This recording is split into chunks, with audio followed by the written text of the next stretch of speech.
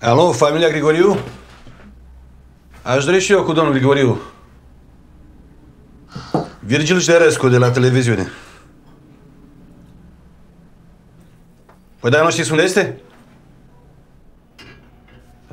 Vă rog, îi spuneți când vine că l-am sunat. L-am chemat la emisiune și aș vrea și eu să știu. Vine, nu mai vine? Bine, mulțumesc, la revedere.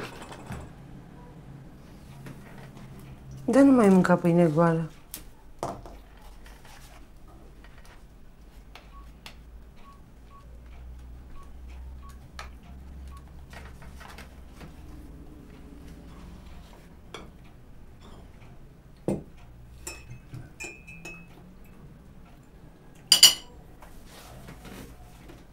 Domnul Vasilache, tot eu Virgil sunt. Haideți, domnule, spuneți-mi exact dacă puteți sau nu puteți veni la emisiune. Haideți, vă rog, că mi-a spus că mă sunați la 9, de acum e deja 9:30. Haideți, vă rog, aștept răspunsul dumneavoastră. Vă rog frumos. Că cănarul dracului. Las că-i găsești tu până la urmă. Toți vor să apară la televizor. Da. Poftim. Ți-am zis că a sunat Liliana? Da. Da. Dar avea și nevoie de vreo 500 de lei. Pentru ce? Vrea să plece de Revelion la Sinaia.